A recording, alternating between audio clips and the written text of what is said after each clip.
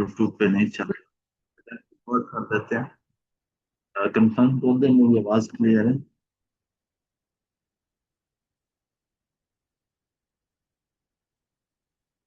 जी sir, आपकी आवाज़ आ रही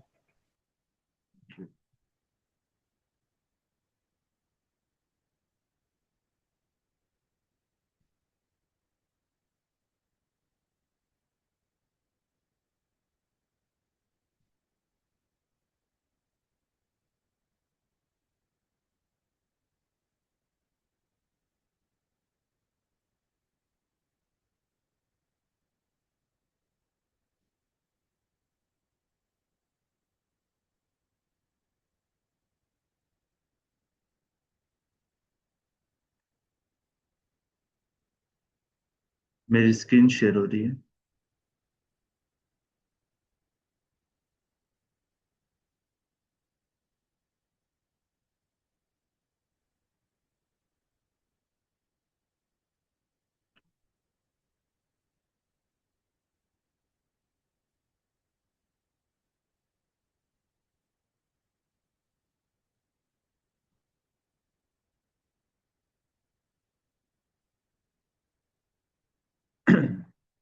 चलिए हम स्टार्ट करते हैं सेशन को।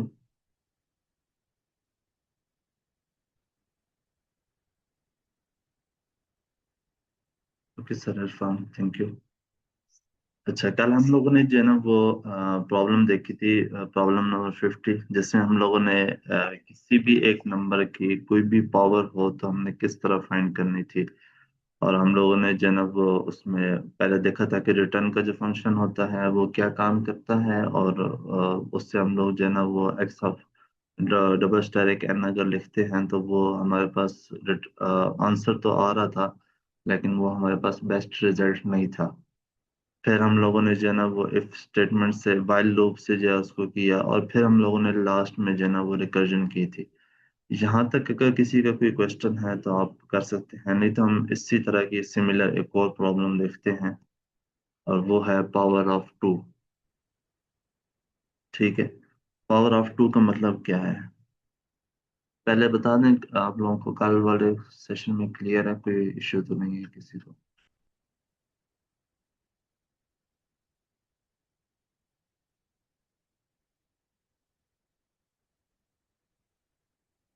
अच्छा, चलो हम मूव करते हैं। पावर ऑफ टू का मतलब ये है कि हमारे पास ये प्रॉब्लम स्टेटमेंट है, उसमें लिखा है कि गिवन एन इंटीजर एन, हमें एक एन इंटीजर गिवन होगा, हम लोगों ने ट्रू रिटर्न करना है if it is a power of two. अगर वो टू की जो है ना वो पावर में आता है तो आपने वो रिटर्न करना, अदरवाइज रिटर्न फॉल्स। अदरवाइज जो है ना वो उसको जो है ना वो फॉल्स रिटर्न करना है। an integer n is power of 2, an integer n जो है वो power of 2 कब होगा, if there exists an integer x such that n to raised to power x। अब वो कह रहा है कि हमारे पास फॉर एग्जांपल n नंबर है, और इसका जो आउटपुट है वो ट्रू इस वजह से है कि 2 रेज टू पावर 0 जो है वो 1 होता है। तो इस केस में आपने जो है ना उसको ट्रू करना है। अब जिस तरह 16 है, तो 2 रेज टू पावर 4 जो है वो हमारे पास 16 होता है। इसका मतलब है कि हम लोगों ने ये जो फोर है, ये बेसिकली हम लोगों ने चेक करना है कि एक्स जो है वो, अगर हमारे पास क्या कह रहा है वो, such that x such that n is equal equal to two raise to power x, तो ये हमारे पास है। अब एग्जाम्पल 3 में वो कह रहा है एन इज इक्वल टू 3 है, और ये हमारे पास फॉल्स है, क्योंकि अगर हम टू रेज टू पावर में मतलब अगर जीरो देखें तो वन आता है, और two raise to power one देखें तो टू आता है, और टू रेज टू पावर अगर हम जो है ना वो टू देखें तो हमारे पास फोर आता है। ठीक है। तो इस वजह से इन ये जो मतलब है हमारे पास, फॉर एग्जांपल अगर हम इसको, ये जो हमारे पास है ये तो two raise to power zero, हमारे पास वन है, ये ट्रू हो गया। ठीक है, क्योंकि हमारे पास इनपुट में वन था। अगर हम two raise to power one देखें तो वो हमारे पास कितना होता है, टू। अगर टू रेज टू पावर हम टू देखें तो वो हमारे पास कितना होता है, फोर। ठीक है। तो ये हमारे पास एन थ्री था, ये हमारे पास टू की पावर में जो है ना वो नहीं आता, तो इस वजह से इसको जो है ना वो हमने फॉल्स किया। कंस्ट्रेंट्स में जो है ना हमारे पास लिखा हुआ है कि आपने जो है ना वो एन, हमारे आपके पास ये एन की रेंज है, इतना इसका इम्पोर्टेंट नहीं है इस केस में। अब हम देखते हैं कि सबसे पहले कौन कौन सी जो है ना वो टेक्निक से हम इसको कर सकते हैं और कौन सी इसके लिए बेस्ट रहेगी, और किस तरह हम इसको करते हैं। सबसे पहले तो हम लोगों ने कल जिस तरह किया था, रिकर्जन से पहले हम लोगों ने जो है ना वो वाइल लूप लगाया था, हम पहले इसको लूप से करने की कोशिश करते हैं और देखते हैं कि ये लूप से हो सकता है कि नहीं हो सकता। अब हम लोगों ने करना क्या है इसमें, अगर हम लोग देखें तो हमें कुछ मतलब आप लोग इनपुट ऐड करें कि हम किस तरह इसको लेके चलेंगे, थोड़ा सा सेशन को इंटरेक्टिव बनाएं। कल तो आप लोगों ने सीखा है, तो आज थोड़ा सा आप लोग बताएं किस तरह हम कर सकते हैं इसको।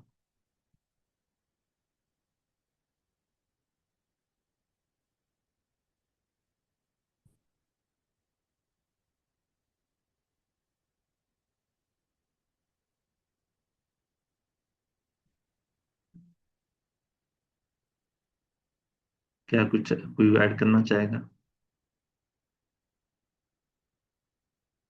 मैं ये सोच रहा था कि अगर हम इसको इस तरह करें कि फॉर एग्जाम्पल, क्योंकि हम लोगों ने ये चेक करना है कि ये जो नंबर है 2 की पावर में, बेसिकली हमने इस नंबर को चेक करना है। ठीक है, एन जो है वो हमारे पास 1 है, और ये जो हमारे पास नंबर है, इस नंबर को हम इंक्रीमेंट करते जाएं और चेक करते जाएं कि अगर ये 2 की पावर फाइंड करते जाएं इस नंबर पे, और अगर वो हमारे पास इक्वल इक्वल टू इनपुट आ जाता है तो हमें ट्रू रिटर्न कर दे, और अगर नहीं आता तो हमारे पास फॉल्स रिटर्न कर दे। तो इसको हम जो है ना इसी तरह स्टार्ट कर लेते हैं।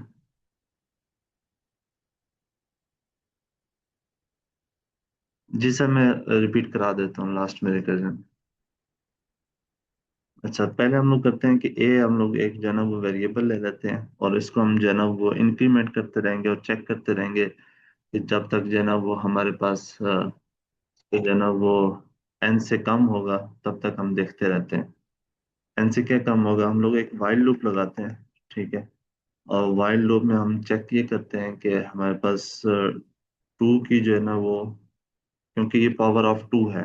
ठीक है, तो हम लोगों ने इसमें 2 की पावर में जो है ना वो चेक करना है कि 2 की पावर में अगर हमारे पास ए जो है हम ऐड करते हैं, तो सबसे पहले तो जो है वो हम लोगों के पास वो एन से कम होना चाहिए। ठीक है, अब हम लोग कंडीशन लगाते हैं कि अगर 2 की पावर ए जो है is equal equal to n हो जाएगा, तो आपने क्या करना है, आपने सिंपल रिटर्न जो है ना वो ट्रू कर देना। और अगर जो है, और ये आपने कर देना है। ठीक है, और साथ आपने क्या करना है, ए जो है उसको आप इंक्रीमेंट करते रहेंगे। अगर ऐसा जो है वो नहीं होता, तो आपने मतलब सिंपल जो है ना वो लूप से बाहर आके और रिटर्न जो है ना वो आपने फॉल्स कर। अब इसमें हो क्या रहा है, इसमें ये हो रहा है कि हम लोगों ने ए शुरू में डिक्लेयर कर दिया 0। ठीक है, और यहाँ पे वो चेक कर रहा है कि 2 to power 0, तो वो कितना हो जाएगा हमारे पास 1। 1 अगर लेस देन और इक्वल टू एन है, ठीक है, तो तब ये लूप चले। ठीक है, और अगर जो है वो इससे ज्यादा हो जाता है तो लूप को जो है ना वो एग्जिट हो जाना चाहिए। अब यहाँ पे कंडीशन ये चेक करिए कि अगर जो है ना वो एन की इक्वल है तो रिटर्न ट्रू कर दे, और अगर जो है वो जब रिटर्न ट्रू कर देगा, ए का जो है ना वो इंक्रीमेंट करेगा, 2 to power जो है ना वो 1 हो जाएगा। ये हमारे पास यहाँ पे क्या हो जाएगा, 2 हो जाएगा। 2 जो है ना वो इससे बड़ा है तो वाइल लूप एग्जिट हो जाएगा, और सिंपल हमारे पास रिटर्न जो है ना वो ट्रू हो जाएगा, बल्कि रिटर्न जब ट्रू होगा तो ये एग्जिट हो जाएगा। अब ये जिस तरह के 16 है, ठीक है, इसको हम लोग देखते हैं कि फॉर एग्जाम्पल ये क्या होएगा, हमारे पास एन कितना है, 16 है।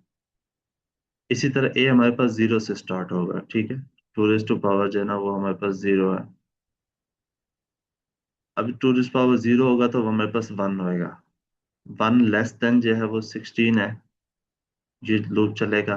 ठीक है, देखेगा 2 to power हमारे पास जो है ना वो 0 1 है, इक्वल इक्वल टू एन है, नहीं है तो ये इफ स्टेटमेंट नहीं चलेगी, ए इंक्रीमेंट कर जाएगा। ए हमारे पास कितना हो जाएगा, अभी 1 हो गया, तो 2 to power 1 2 हो गया।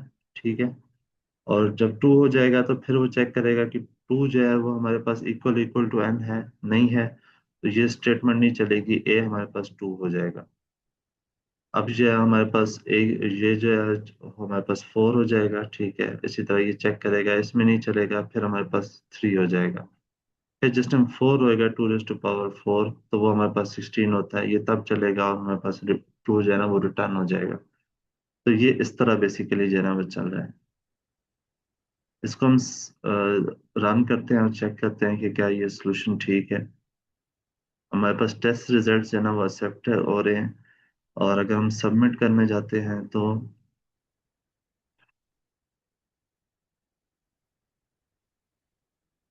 ये हमारे पास सबमिट भी हो रहा है। लेकिन ये बेस्ट सॉल्यूशन नहीं है, क्योंकि हमें यहाँ पे साफ नजर आ रहा है कि ये जो हमारा कोड है, ये हमारे पास 3 मिली सेकेंड ले रहा है जितने भी टेस्ट केस हैं उनके ऊपर चलने पे। और हमारे पास टेस्ट केस कितने हैं, मैं अगर इसको क्लियर करूं तो आप देख सकते हैं कि हमारे पास 1110 टेस्ट केसेस हैं। और इसके ऊपर चलने में ये 3 मिली सेकेंड ले रहा है, बहुत ज्यादा टाइम ले रहा है। तो ये एक एफिशिएंट सोल्यूशन नहीं है। तो हमें जो है ना वो एक अच्छा जो है ना वो एफिशिएंट सोल्यूशन लिखना है जिसकी टाइम कम्प्लेक्सिटी जो है ना वो बहुत कम हो। तो जब ऐसी हमारे पास कंडीशन हो तो फिर हम उसमें जो है ना वो रिकर्जन देखते हैं। और रिकर्जन होता क्या है? रिकर्जन बेसिकली ये है कि आपके पास जो है, जो आपका ये फंक्शन है, इसी फंक्शन को आप इस बॉडी के अंदर दोबारा कॉल करें। ये हमारे पास बेसिकली रिकर्जन का कराया जाता है। अब हम देखते हैं कि हम रिकर्जन से जो है ना वो इसको कैसे कर सकते हैं। रिकर्जन के लिए जो है ना वो आपको सबसे पहले जो है ना वो एक बेस केस बुलाना पड़ता है कि मेरे पास जो है ना वो वर्स्ट कंडीशन में क्या होएगा, मतलब बेस कंडीशन में मेरे पास जो है ना वो क्या होएगा। जहाँ तक किसी का कोई क्वेश्चन है तो आप कर सकते हैं।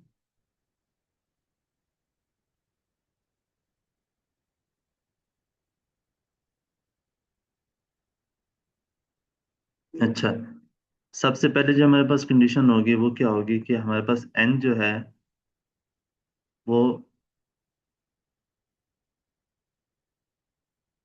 ये हम लोगों ने, हमारे पास एन है, ठीक है। और हम लोगों ने इसके हिसाब से जो है ना वो चेक करना है। तो हम कोड लिखते हैं। सबसे पहले जो हमारे पास कंडीशन होगी वो ये होगी कि अगर जो है ना वो एन लेस देन और इक्वल टू 0 है, ठीक है, ऐसा तो हो नहीं सकता। तो हमारे पास जो है ना वो रिटर्न फॉल्स कर दे।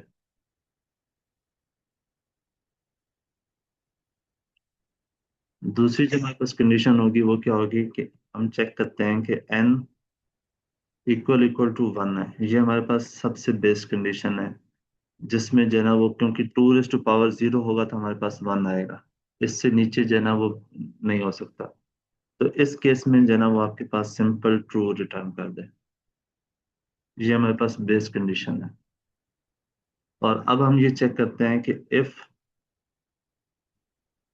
एन मॉडुलस 2, अगर हम लोग जो है वो एन लेते हैं, फॉर एग्जांपल ये हमारे पास है, ठीक है, ये हमारे पास है एन मॉडुलस। इसका मतलब मॉडुलस लेते हैं तो हमारे पास रिमाइंडर 0 आएगा। अगर जो है वो हमारे पास रिमाइंडर जो है वो नॉट इक्वल टू 0 आता है, तो आपने रिटर्न जो है ना वो फॉल्स कर देना है। और अब हम जो है ना वो अपना जो है ना वो लेते हैं, जो हमारे पास मेन फंक्शन है, ठीक है, इस पावर ऑफ 2। इसको जो है ना वो हम कॉल करते हैं और इसमें हम डिफाइन करते हैं कि एन को वो किस तरह जो है ना वो डिवाइड करेगा, या उसमें जिस तरह हम लोगों ने कल चेक किया था कि हम उसको हाफ करके जो है ना वो देख रहे हैं। तो इसको हम कॉल करेंगे self dot is power of 2।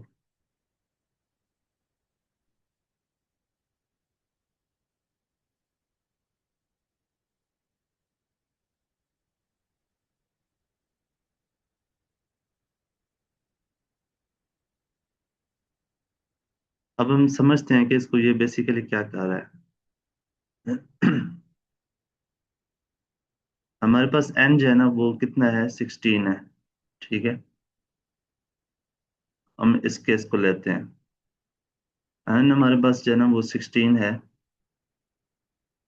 Check करेगा कि एन लेस देन 0 है, नहीं है, ये कंडीशन नहीं चलेगी। इक्वल टू 1 है, नहीं है, ये भी नहीं चलेगी। नॉट इक्वल टू जीरो है, नहीं ये भी नहीं चलेगी। ठीक है, यहाँ पे आ जाएगा, वो क्या करेगा, इसको एन को डिवाइड कर देगा।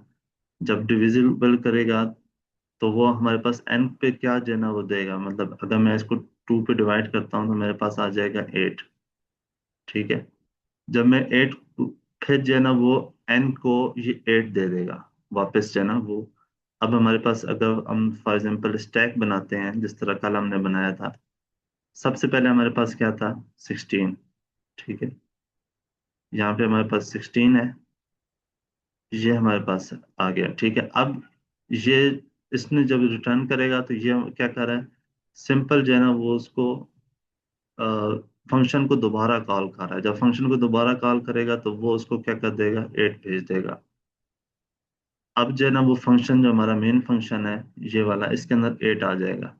जब एट आएगा तो फिर वो चेक करेगा क्या एट जो है वो लेस देन जीरो है, नहीं ये नहीं चलेगी कंडीशन।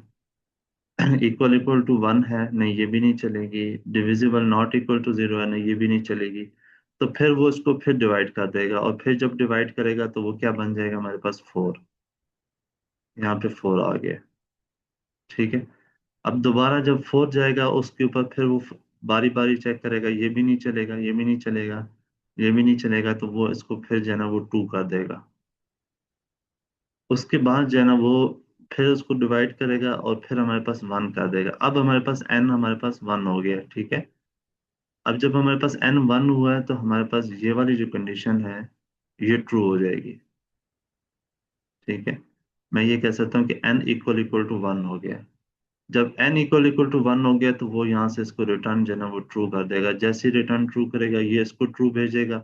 ठीक है, ये बैक फिर चलता जाएगा। जिस तरह हम कहते हैं ना कि स्टैक में से पॉप हो रहे होते हैं, वो चेक करता जाएगा और ये सारा जो है ना वो ट्रू होता जाएगा, तो आखिर में जो है ना वो हमारे पास ट्रू रिटर्न हो जाएगा। इस तरह जो है ना वो हमारे पास रिकर्जन होती है कि हम लोग शुरू में जो फंक्शन बॉडी के अंदर हम फंक्शन को कॉल कर देते हैं। ठीक है, और वो शुरू में जब एक दफा उस लाइन तक जाता है तो वो दोबारा जो है वो मेन फंक्शन को कॉल कर देता है। ठीक है, फिर वो दोबारा कॉल कर देता है, वो फिर स्टैक में स्टोर होते रहते हैं। जिस टाइम एक आपका बेस केस तक जब पहुंच जाते हैं तो फिर वो वापस जो है ना वो पॉप होने लग जाता है और आपका रिजल्ट जो है ना वो शो हो जाता है। तो इसको अगर हम रन करते हैं तो ये भी हमारे पास चल रहा है कोड, और इसको अगर हम सबमिट करते हैं तो ये हमारा पास कोड जो है ना वो बेस्ट है। ये जितने भी टेस्ट केसेस हैं इस पे 0 मिली सेकेंड हमारा टाइम लगे, और बेस्ट जो है सोल्यूशन है, और मेमोरी भी हमारी कंज्यूम नहीं हुई। लेकिन इस सारे काम में एक ट्विस्ट भी है, और वो ट्विस्ट ये है कि हम लोगों ने जो स्टेटमेंट थी वो कम्प्लीटली पढ़ी ही नहीं है। बल्कि स्टेटमेंट में वो ये कह रहा है कि क्या ऐसा पॉसिबल है कि आप इसको सॉल्व करें विदाउट लूप्स और विदाउट रिकर्जन। हम लोगों ने दो ही टेक्निक सीखी हैं कि एक या तो हम लूप यूज कर सकते हैं, ठीक है, जिस तरह यहाँ पे हम लोगों ने किया है। सेकंड ये है कि हम जो है ना वो रिकर्जन यूज कर सकते हैं, कि ये रिकर्जन हम लोगों ने की है। लेकिन वो ये कह रहा है कि क्या ऐसा पॉसिबल है कि हम इसको लूप्स और रिकर्जन के बगैर करें। आप लोग बताएं क्या इस तरह का कोई पॉसिबिलिटी है।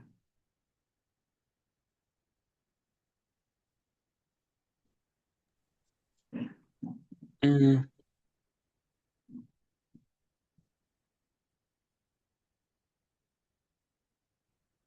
जी सर, समीला।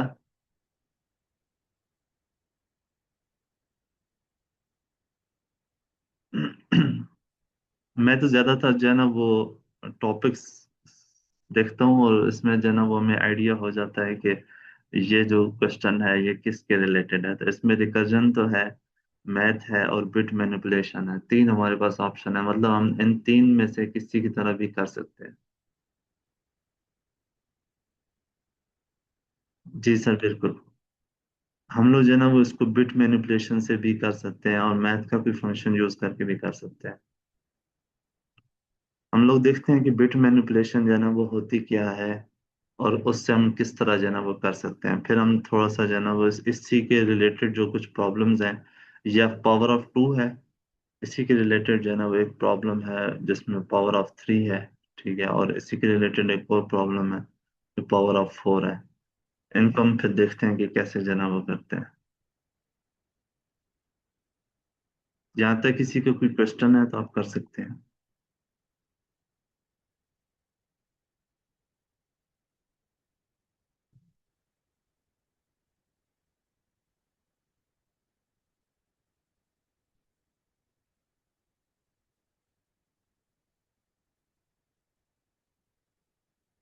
सर हमसे बेग आप कुछ ऐड करना चाहते हैं? नहीं सर, आप अच्छा सवाल पूछना।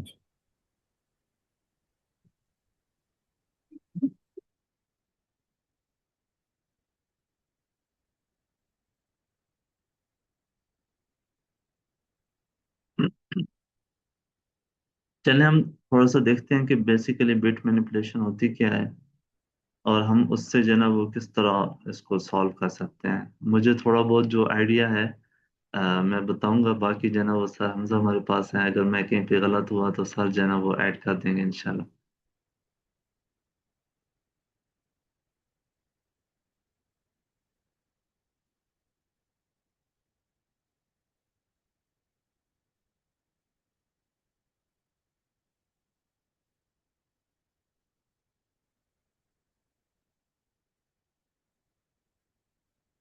हम लोग जो है ना वो जानते हैं कि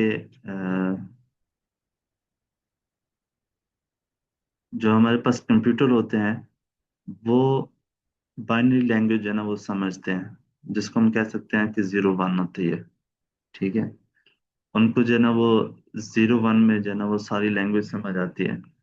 अब हमारे पास दो जो है ना वो होते हैं, एक 0 होता है, ठीक है, और एक हमारे पास जो है ना वो 1 होता है। ठीक है, अगर मैं ये देखूँ ना कि मेरे पास अगर जो है वो फॉर एग्जांपल ये दो नंबर हैं, तो मैं इसके कितने कम्बिनेशन बना सकता हूँ? एक 0 1 बनेगा, ठीक है, और एक मेरे पास 1 0 बनेगा। ठीक है, इतने कम्बिनेशन जो है ना वो मैं बना सकता हूँ। क्योंकि अगर फॉर एग्जांपल मैं 0 1 है और इसको मैं अपना नाम एच असाइन कर देता हूँ, ठीक है, और 1 0 है तो मैं इसको अपना नाम ए असाइन कर देता हूँ। ठीक है, तो अब मैं और कम्बिनेशन इसका नहीं बना सकता। फॉर एग्जांपल 0 1 है तो मैं इसकी और कम्बिनेशन नहीं बना सकता। 1 0 है, क्योंकि मैं अगर 0 1 करूंगा मेरे सिस्टम में इस तरह भी आएगा 0 1, तो वो एच जो है ना वो भी है, आगे मेरे पास एम आता है, तो उसको समझ नहीं आएगा कि 0 1 पे मैं एच स्टिल करना है या एम करना है, और किसको जो है ना वो टाइमली रिकॉल करनी है। तो अब अगर हम देखें तो यहाँ पे हमारे पास दो नंबर हैं, तो हम लोग ये कह सकते हैं कि अगर हमारे पास जना बेसिकली ये इसको हम कह सकते हैं कि यूनिक जो नंबर है ना वो एक एक नंबर है। ठीक है, तो हमारे पास दो कॉम्बिनेशन जो है बन सकते हैं। अगर हमारे पास 3 नंबर होंगे तो ये बेसिकली 2 टू पावर के हिसाब से जो है ना वो हमारे पास कॉम्बिनेशन बनते हैं। 2 टू पावर जो है ना वो 4 हो जाएगा। ठीक है, तो वो हमारे पास 4 जो है ना वो यूनिक कॉम्बिनेशन जो है ना वो बन सकते हैं। इसी तरह 2 अगर जो है वो 3 होएगा तो हमारे पास 3 जो है ना वो यूनिक बन सकते हैं। ये हम जो है ना वो गूगल पे चेक कर सकते हैं कि किस तरह हमारे पास बनता है। जो यहाँ पे चीज ऐड करने वाली है ना वो ये है कि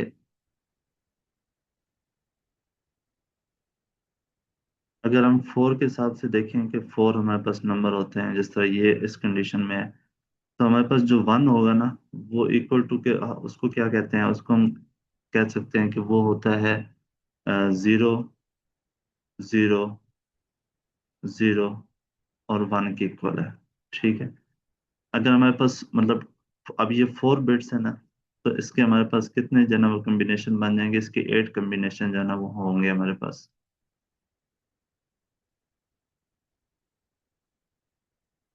तो सर मैं आई एम राइट या इसमें 16 होंगे?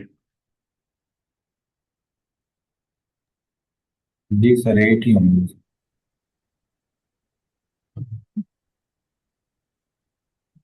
ठीक है, इसी तरह अगर हम लोग जो 2 देखें तो वो हमारे पास किसके इक्वल होता है? वो हमारे पास 0 0 1 और 0 के इक्वल जो है ना वो होता है। ये हमारे पास 2 जो है ना वो इसके इक्वल होता है। इसी तरह हमारे पास 3, ये हम सारा जो है ना वो ऑनलाइन देख सकते हैं। तो अब जिस टाइम हम लोग जो सेम नंबर होते हैं, ठीक है, हम लोग हमारे पास जो कोड होगा इसका, वो हम लोग इस तरह लिख सकते हैं कि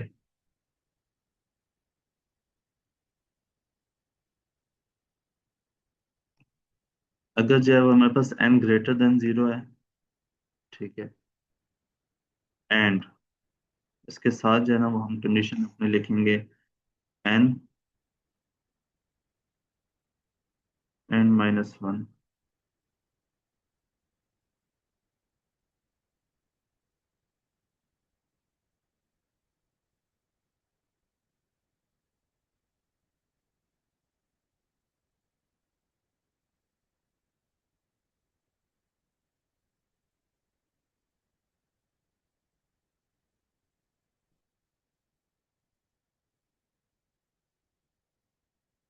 ये हमारे पास जो है ना वो इसकी कंडीशन है। और इसमें जो है ना वो ये बेसिकली बिट के वाइज जो है ना वो उसको चेक करता है। लेकिन ये जो है वो काफी ज्यादा टाइम ले रहा है।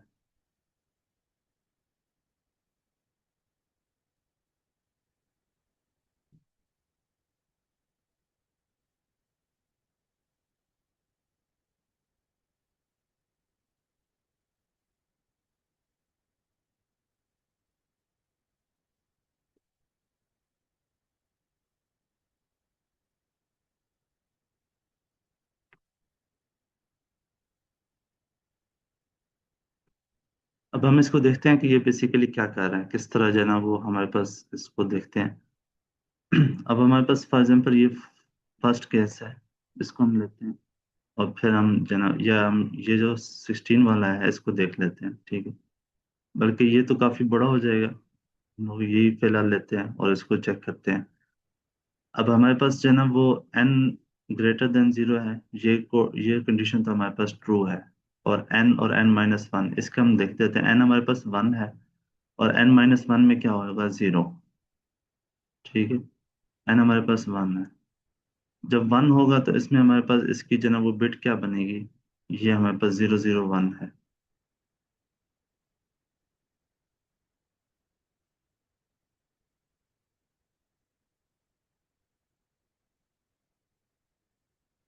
सर इसमें आप थोड़ा साइड कर सकते हैं सर, हमसे ब्रेक, मुझे थोड़ा इसका जी sir. Sir annotation kindly allow करना मोड में जाके enable annotation for participants.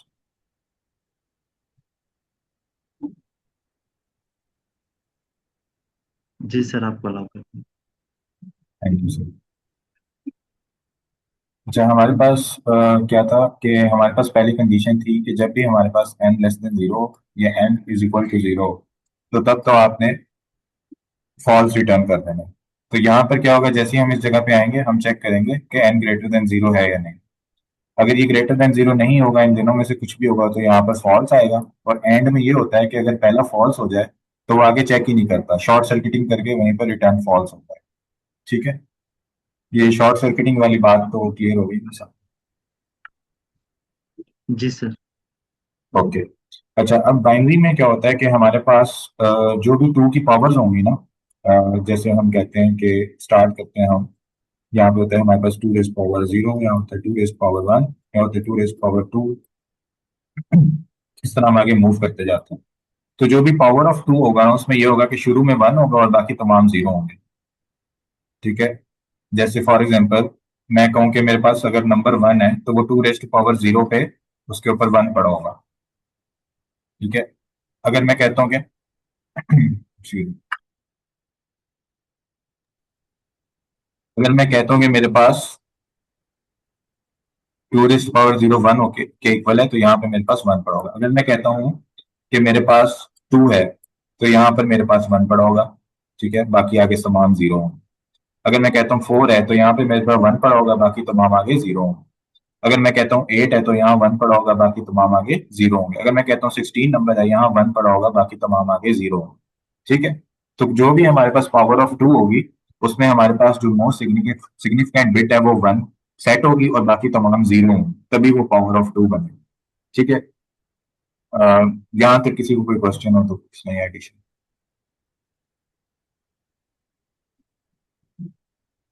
Okay. No. अब हम अब हमने अगर 15 पे जाना है, ठीक है, 15 पे अगर हमने जाना है तो हम क्या करेंगे कि जो 16 वाली बिट यहाँ पे देखें, जब हम मूव कर रहे थे इधर, तो हमने क्या किया कि इससे पीछे हम जब यहाँ आते आते हम क्या कर रहे थे, आगे वाली तमाम बिट को जीरो कर दिया, इसको वन कर दिया, तो ये 16 बन गया। लेकिन अगर इससे पिछला स्टेप हम देखें तो ये बिट जीरो थी और हम तमाम बिट सेट कर चुके थे। ये था 15 के इक्वल, ठीक है। अगर आप देखें यहाँ पर है हमारे पास 8, यहाँ पे है 4, यहाँ पे है 2 और यहाँ पे है 1। तो 2 + 3, 2 + 1 3, 3 + 4 7, 7 + 8 15। जब मेरे यहां से आगे मूव करना था 16 की तरफ, तो मैंने अगली बिट को सेट कर दिया और इन तमाम को जीरो कर दिया।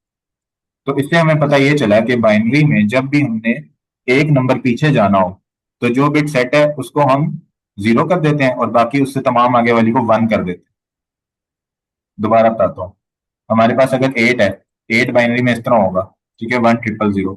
अगर मैंने 7 पे जाना है तो 7 इसके इक्वल हो जाएगा कि ये 8 बिट को मैं जीरो कर दूंगा और बाकी तमाम सेट हो जाएंगे। ये 7 की है, 7 से मैंने 8 पे जाना है तो मैं क्या करूंगा, इस बिट को सेट करूंगा और बाकी तमाम को जीरो करूंगा। This is a step from moving from 7 to 8। यहाँ तो सबको क्लियर है? सर मतलब हम एक बिट मूव करेंगे तो जो पिछले वाली है उन सबको हम टॉगल कर देंगे, मतलब जो जीरो होगी वो वन कर देंगे, जो वन हाँ, होगी वो जीरो। नहीं टॉगल नहीं करेंगे, टॉगल नहीं करेंगे। मैं बात कर रहा हूँ कि जब पावर ऑफ 2 में हम मूव करते हैं, दोबारा बताता हूँ, हमारे पास अगर फॉर एग्जांपल सबसे लीस्ट बिट सेट है 1, अब मैंने 2 पे मूव करना है, तो मैं क्या करूंगा, अगली बिट को सेट करूंगा और इसको जीरो कर दूंगा, ये मेरा 2 बन जाएगा, ठीक है। अब मैंने फॉर एग्जाम्पल ये 2 है ना, ये 1 1 जो होता है मेरा 3 के बराबर होता है जब दोनों बिट सेट हो जाती है। अब मैंने अगली 2 की पावर पे मूव करना है, 4 पे मूव करना है, तो मैं अगली बिट को सेट कर दूंगा, इन दोनों को जीरो कर दूंगा, तो मैं 4 पे मूव हो गया, ठीक है। अब यहाँ पे ये जो 3 बिट होती हैं ये बेसिकली इक्वल होती हैं 7 के। अब मैंने 8 पे अगर मूव करना है तो मैं क्या करूंगा, इस बिट को सेट कर दूंगा, बाकी तमाम को जीरो कर दूंगा, ठीक है। यानी अगर मैंने 3 से 4 पे मूव करना है तो मैं अगली बिट को इस्तेमाल में लेकर आता हूँ, जो अगली बिट है उसको अस्सलाम सेट कर देता वालेकुम। हूँ, पिछली जीरो कर देता हूँ। जी सर। वालेकुम सलाम। वालेकुम अस्सलाम सर। जी सर, इजाज़त दें तो मैं इसे थोड़ा सा एक्सप्लेन करने की कोशिश करूं। Sir sir.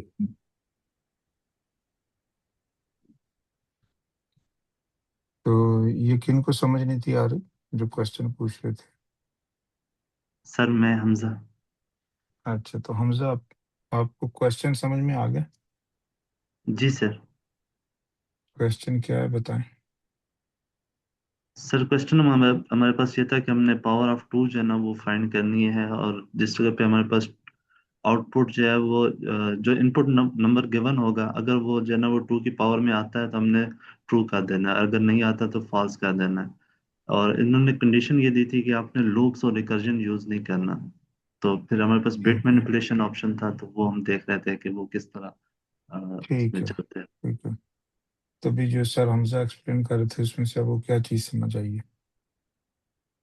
सर उसमें से मुझे समझ ये आई है कि फॉर एग्जांपल हमारे पास अगर टू नंबर होता है, ठीक है, जिस तरह सर कह रहे हैं, तो ये हमारे पास टू की पावर में आता है। इससे पहले जो हमारे पास वन होता है तो वो फॉर एग्जांपल अगर हम देखें तो वो अगर हमारे पास जीरो पहले वन आप है। ये मुझे बात बताएं कि आपको उनका सोल्यूशन समझ भी आया कि नहीं आया? सर समझ आ गया, थोड़ा बहुत आइडिया हो गया। मतलब बाकी किसी कोई और साथी जी ने समझ ना आया हो? सर ये सोल्यूशन सर हमजा तीक का है और एक्सप्लेन मैं कर रहा हूँ। अच्छा, अच्छा, अच्छा। कोई और साथी जी से समझ ना आया हो?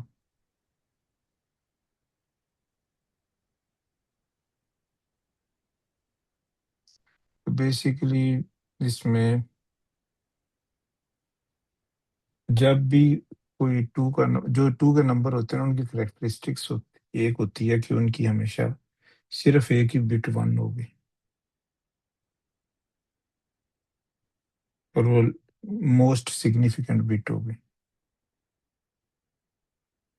और एक बिट वन होने से जो पहले वाला नंबर है उसमें वो एक बिट जीरो होगी और बाकी छोटे नंबर वन होंगे। मसलन आप 3 और 4 को देख लें। 3 क्या होता है?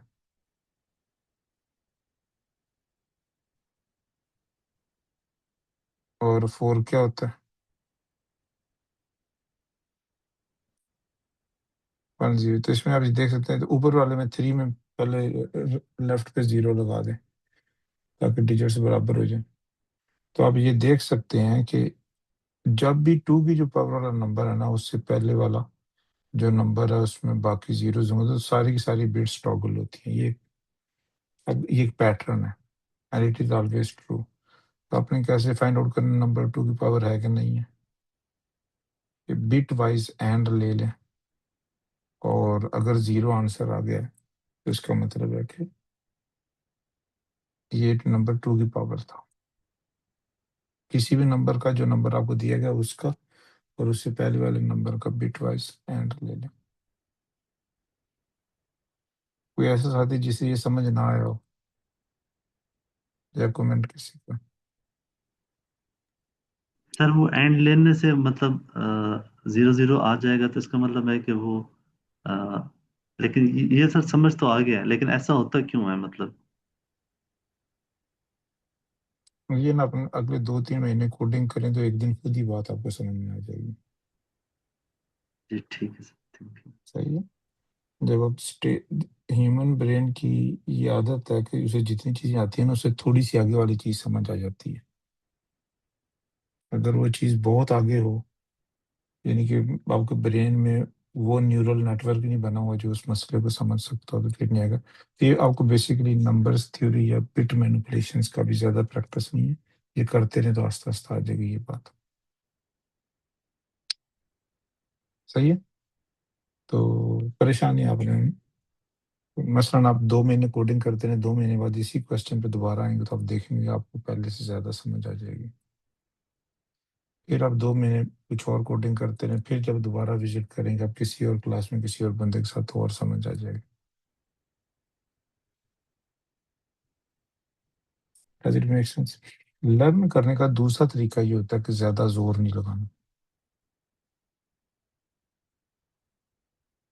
आप फेल हो जाओगे। जिस तरह छोटा बच्चा होता है ना, उसे 5 साल के बच्चे को आधी से ज़्यादा बातें समझ नहीं आती, तो ऐसा नहीं है कि वो टेंशन ले लेता कि मैंने आज समझ के छोड़ रही। ही let it go.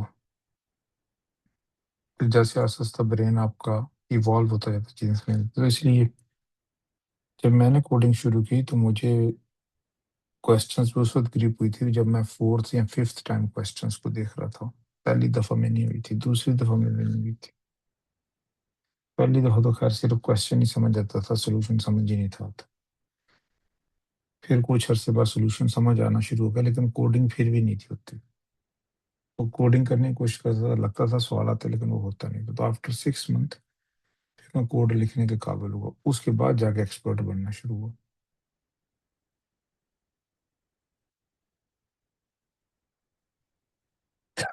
Does it make sense? Yes sir.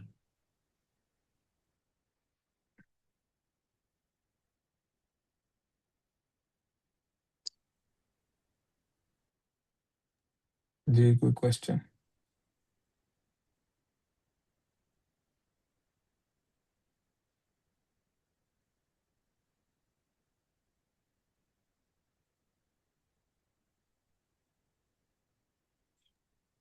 Sir Ahmad Ali, आपका माइक जो है अनम्यूट है, अगर आप कुछ सर कह मेरा रहे हैं क्वेश्चन ये सवाल। था कि आई थिंक मैं मिस कर दिया, कंजर्वेटिव बिट्स का एंड लेने से हमारे पास क्या आता है, काइंडली ये बता दीजिएगा जस्ट। भाई कंसेप्टिव बिट नहीं, यानी कि सेम लोकेशन वाली बिट का, 2 नंबर का जब बिट वाइज एंड लेंगे हम, तो ये देखें बिट वाइज एंड में अपने सबसे पहले राइट से शुरू करते हैं। तो पहली बिट का, दोनों बिट्स का एंड लिए तो क्या आंसर आएगा? 1 और 0 का आंसर क्या होगा? 1 और 0 का 0। हाँ। और फिर दूसरी बिट में, दूसरी लोकेशन में 1 और 0, इनका क्या होगा? 0। 0 ही होगा। और तीसरे में 0 और 1, 0। 0। तो आंसर टोटल 0 आ गए। ओके, लेकिन सर एन सेम नंबर नहीं है ये, तो ऐसे लग रहा है n and n minus one they are consecutive like. हाँ हाँ बिल्कुल, तो अच्छा नंबर्स की लिहाज से कंसेक्टिव है, बिल्कुल बिल्कुल। अगर तो एन जो है वो 2 की पावर हो तो फिर आंसर 0, फिर इनका बिट वाइज एंड 0 होगा, वरना नहीं होगा। ओके। तो ये तो आप मुख्तलिफ नंबरों के साथ प्रैक्टिस कर सकते हैं। तो cracking the coding interview free book online पड़ी हुई है, और ये दुनिया की बेहतरीन किताबों में से एक है। उसमें बिट मैनिपुलेशन पे पूरा एक चैप्टर है, वो चैप्टर लाजमी कर लें।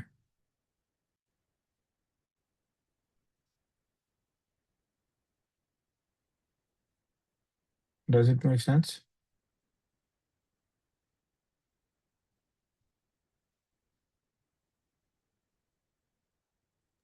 यस।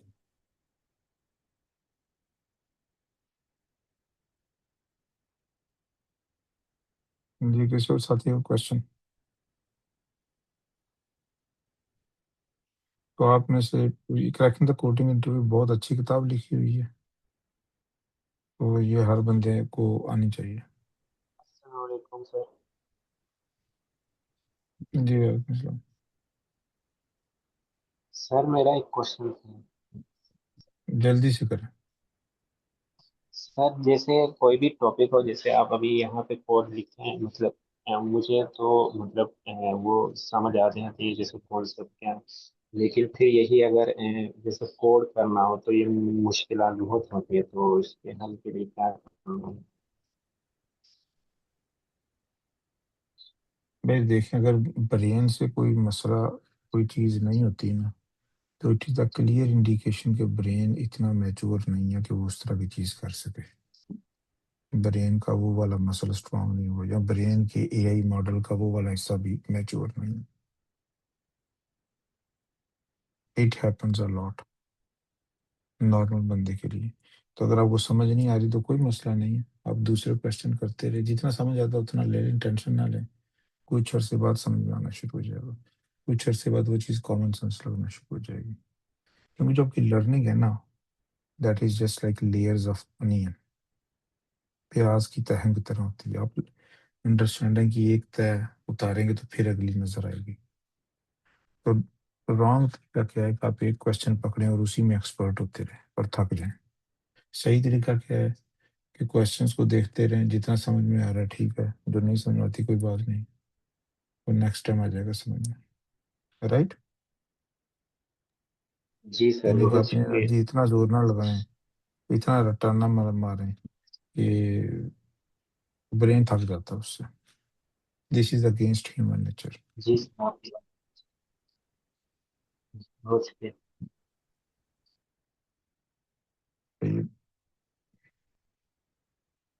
जी किसी और साथी question?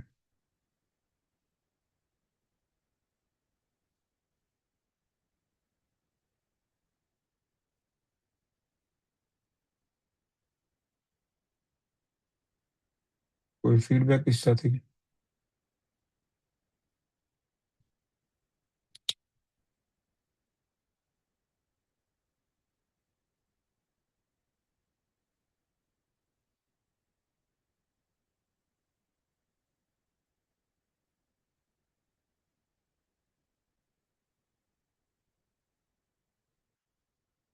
This is the actually cracking the coding interview is a very good book, और वो पढ़ें। और दूसरा ये है कि क्लासेस में आए सेम क्वेश्चन डिफरेंट लोगों को करते हुए देखें, तो फिर उससे कई दफ़ा ऐसा होता है कि एक बंदे की बात आपको समझ नहीं आती, दूसरे की फ़ौरन समझ आती है। तो सर हमज़ा के बाद मैंने इसीलिए एक्सप्लेन करना शुरू किया था कि अगर किसी को सर हमज़ा के स्टाइल में बात समझ नहीं आ रही, तो शायद मेरे स्टाइल में समझ आ जाए। And it happens a lot.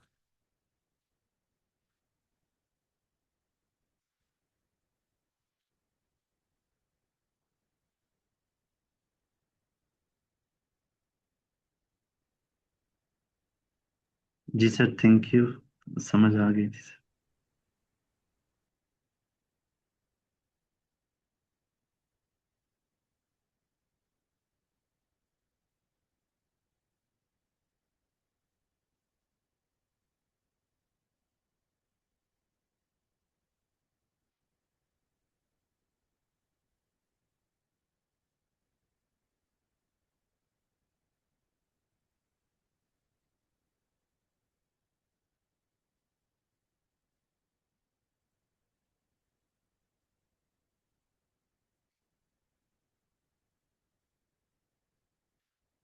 जी, किसी और साथी ने कोई और चीज़ शेयर करनी है?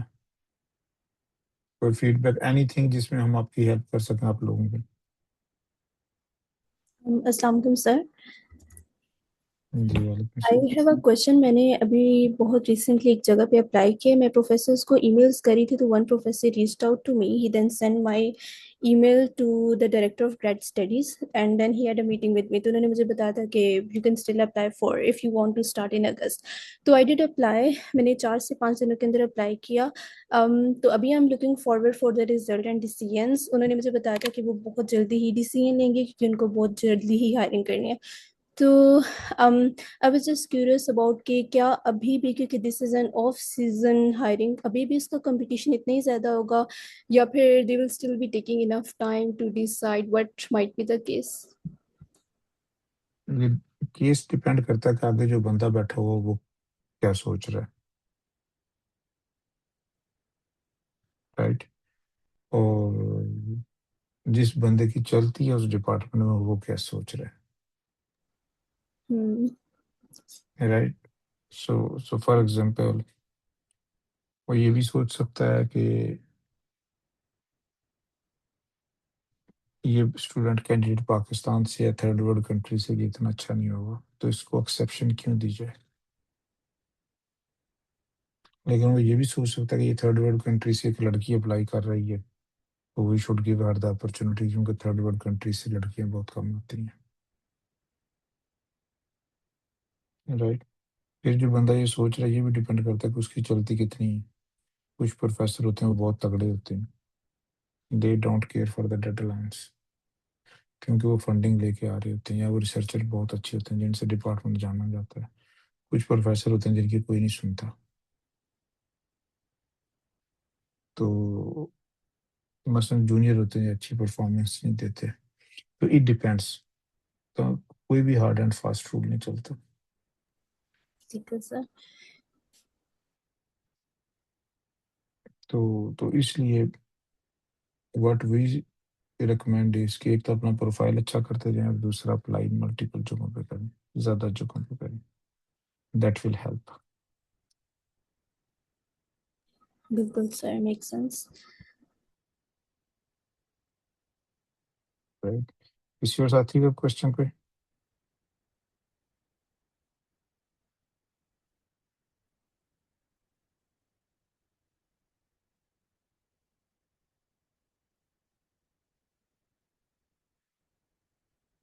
तो अभी हमारे एक स्टूडेंट का मिड जून में भी स्कॉलरशिप हुआ था, और मई से स्प्रिंग की भी एडमिशन्स ओपन हो जाते हैं, तो इसलिए these things overlap a lot.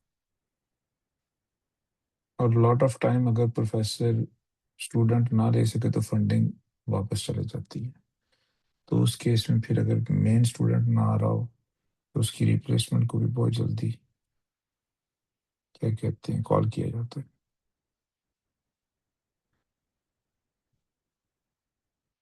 और रिप्लेसमेंट में नॉर्मली वो बंदे कॉल हो रहे होते हैं जो एक्टिव होते हैं, मसलन जिनकी लिंक्ड इन एक्टिव, या जो प्रोफेसर पे एक्टिवली ईमेल कर रहे हैं, या वो एक्टिवली हैकाथॉन में जा रहे हैं, उस तरीके से,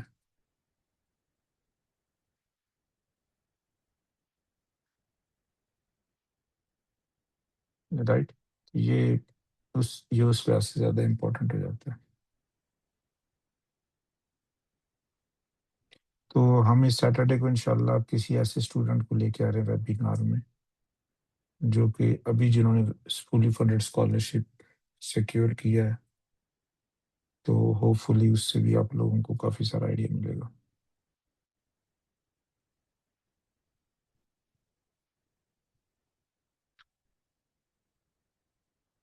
आप में से किसके साथी ने टाइपिंग की प्रैक्टिस की आज, वो हैंड रेज कर दें।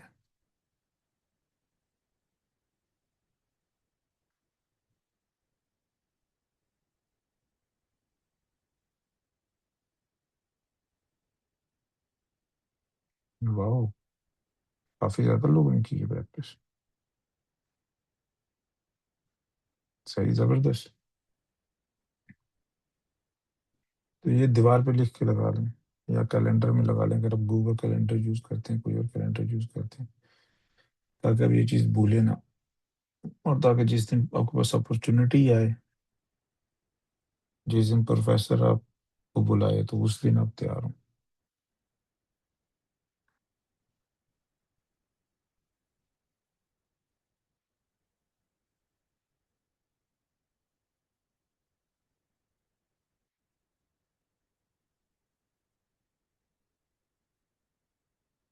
किसी और साथी क्वेश्चन या कमेंट हमारे लिए, फीडबैक?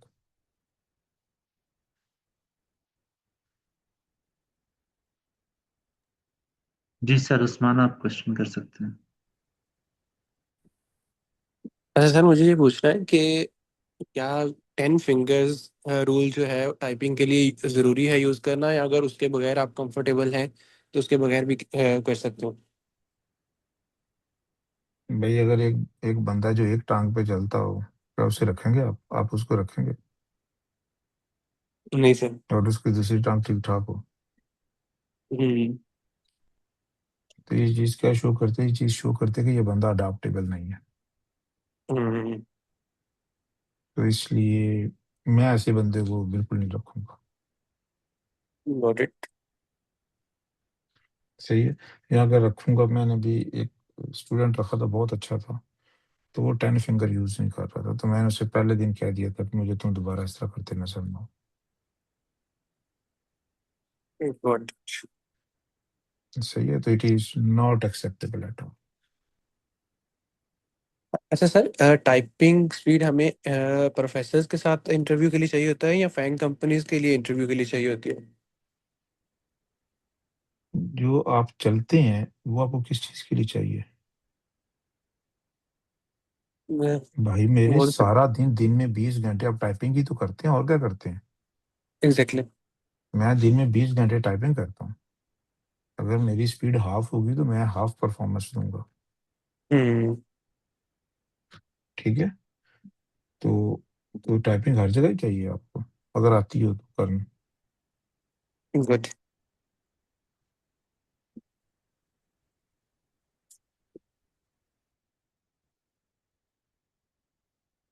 जी मैम इकरा।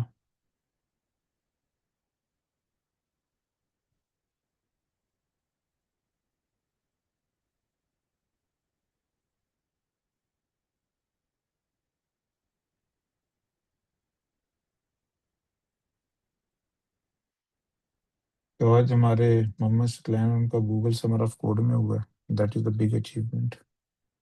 और नेक्स्ट वीक आई थिंक हम एक ही दिन हमारे 3 स्टूडेंट्स का इंटरव्यू है एम्बेसी में, तो hopefully will have good news.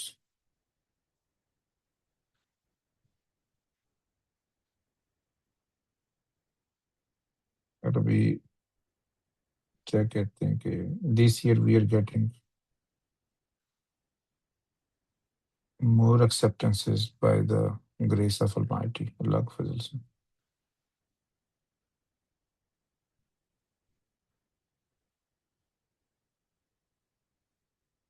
तभी मुझे ये लग रहा है कि पाकिस्तान की यूनिवर्सिटीज़ ने भी हैकाथॉन वगैरह को मानना शुरू कर दी है, या स्कॉलरशिप्स को कुछ ना कुछ अवेयरनेस आ रही है।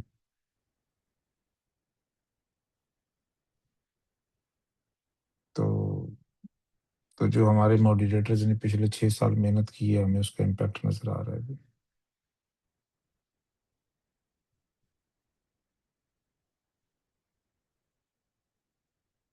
जी किसी का कोई लास्ट कमेंट या question? Otherwise we can call this session off. Assalamu alaikum, sir. जी welcome. Sir, I want to give a feedback.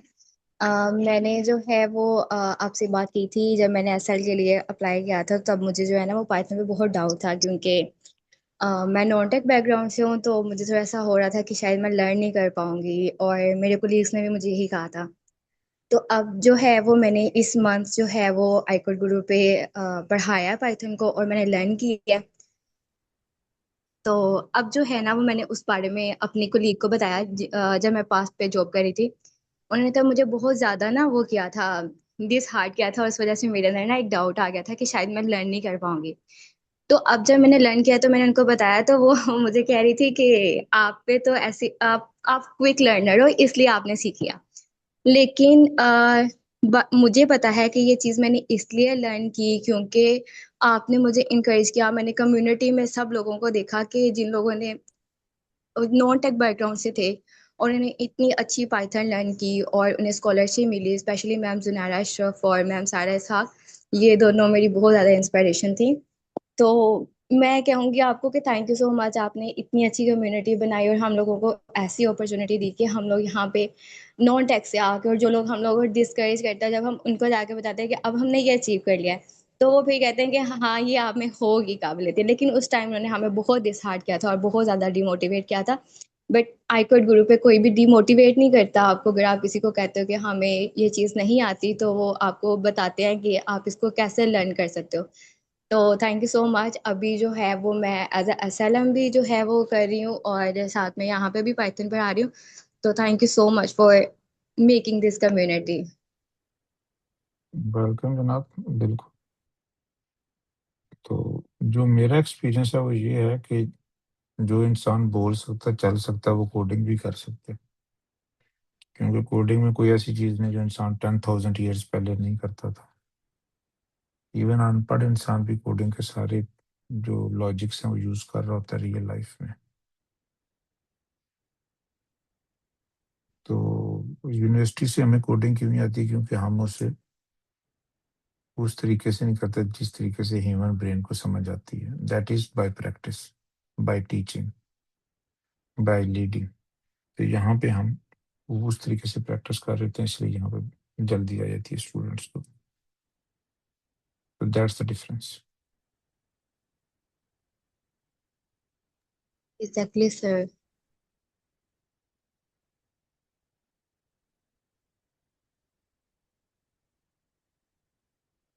जी, किसी और साथी की फीडबैक?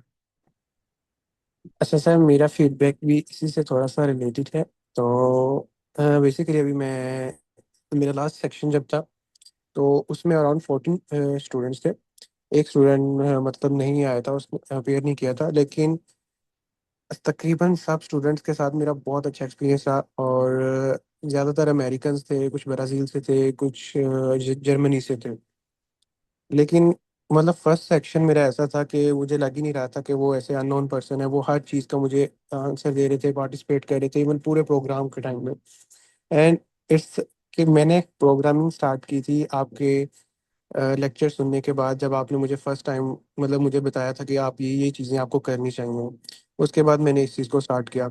और राइट नाउ आज एग्जैक्ट जब मेरी स्टैनफोर्ड वाली क्लास सेक्शन होगा 4 बजे सऊदी टाइम के अकॉर्डिंग, और उसके एग्जैक्ट 1 घंटे बाद मेरा एक और यूएसए की ऑर्गेनाइजेशन को एक बूट कैंप है पाइथन का।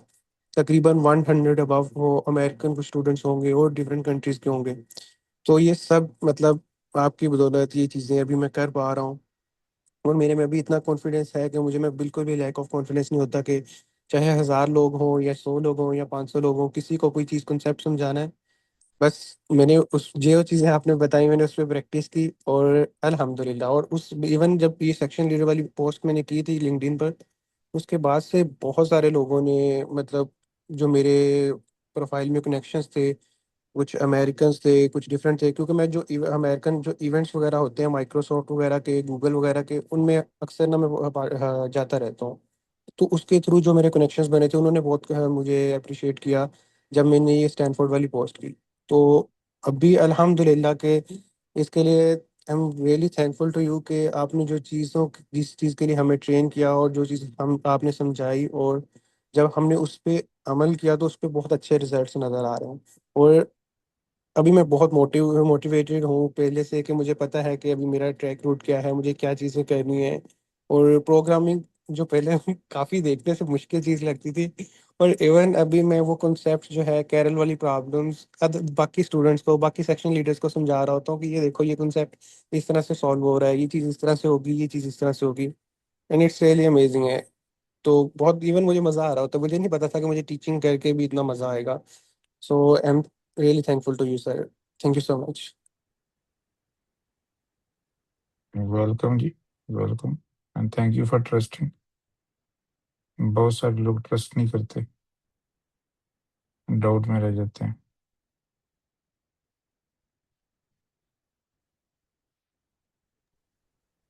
एग्जैक्टली सर, ऐसा ही है। बल्कि आपके जो स्टूडेंट्स भी मुझे मिलते हैं ना, तो मैं वो जब कोई मेरे से जो आई कोड गुरु का स्टूडेंट को पूछे मेरे से टिप, तो मैं उसे वही यही बोलता हूँ जो चीज़ें सर जफर बोलते हैं ना, बस आप उनको पिक कर लो और आपको किसी के एडवाइस की, कमेंट्स की ज़्यादा ज़रूरत नहीं पड़ेगी। तो जो इवन आई कोड गुरु का कोई स्टूडेंट हो, उसको मैं यही बोलता हूँ कि आपको एडवाइस चाहिए, जो सर जफर ने बोला हुआ है ना, बस उन चीज़ों पर पहले अमल करना शुरू कर दो। आपके लिए कोई और डिफिकल्टी या कोई और क्वेश्चंस आपके माइंड में नहीं रहेंगे।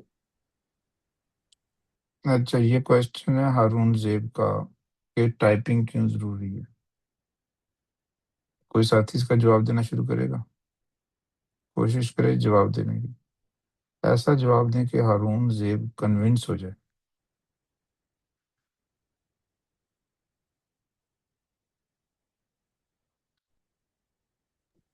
सर क्या मैं जवाब दे सकता हूँ?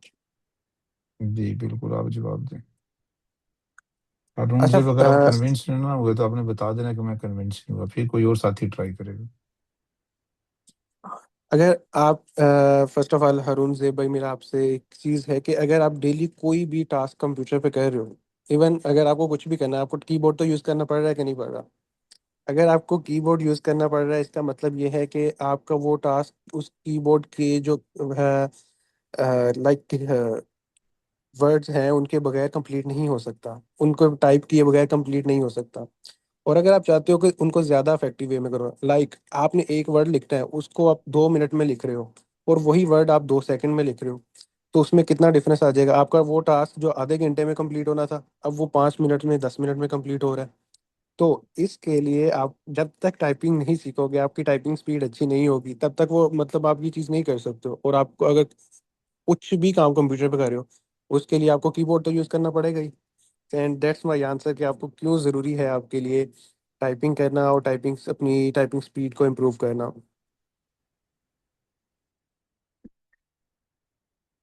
जी हारून साहब, आपको कन्विंस हुए, आपके नहीं हुए?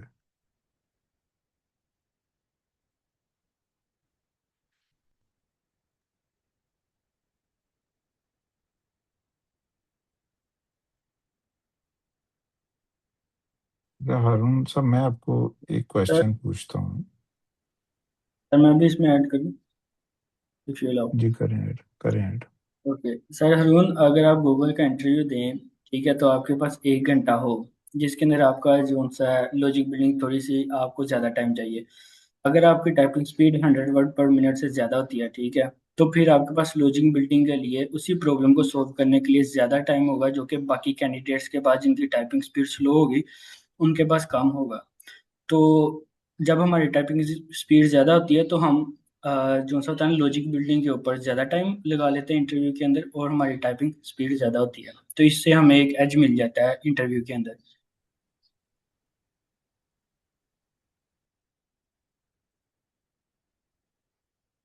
अच्छा, मैं आप लोगों से सवाल पूछता हूँ कि अगर एक बंदे की टाइपिंग स्पीड है 40 वर्ड पर मिनट और वो इंटरव्यू दे रहा हो, तो उसके ब्रेन की कितनी एनर्जी टाइपिंग में लग रही होती है आप लोगों के ख्याल में, अंडर इंटरव्यू प्रेशर?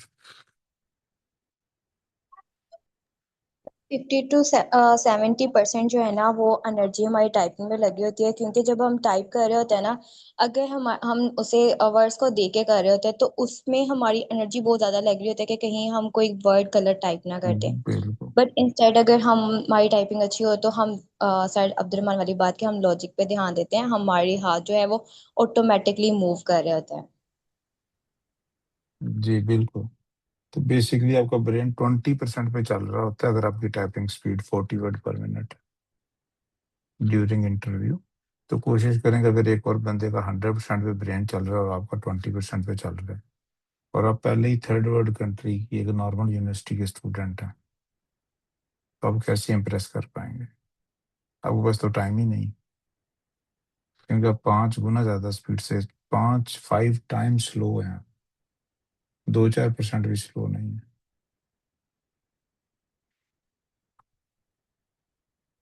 तो ये इरफान हुसैन साहब का क्वेश्चन है कि प्रोग्रामिंग में स्लो को टिप दे दें, तो इरफान साहब वही टिप है जो आपको चलते हुए बचपन में किसी ने दी होगी। अगर कोई बच्चा नहीं चल पा रहा तो वो कहेंगे प्रैक्टिस ज़्यादा करो। तो भाई रोज़ाना क्लास में आएँ और हफ्ते में 1 दिन प्रेज़ेंट करें। प्रेज़ेंट करना शुरू कर दें, आपकी प्रोग्रामिंग ठीक हो जाएगी। लेकिन ये टाइम लेती है और ये टाइम पर्सन स्पेसिफिक होता है। कई लोगों को हफ्ते में प्रोग्रामिंग आ जाती है। वो 2-4 सॉल्व करते हैं, वो कहते हैं यार मेरा तो दिमाग काम कर रहा है। कई लोगों को जो मेरे जैसे होते हैं उन्हें 6 महीने में आती है। तो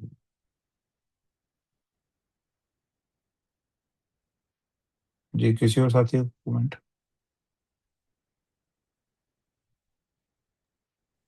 सर मेरा फीडबैक है सर, जी, बोलें। अगर आप इजाजत दें सर।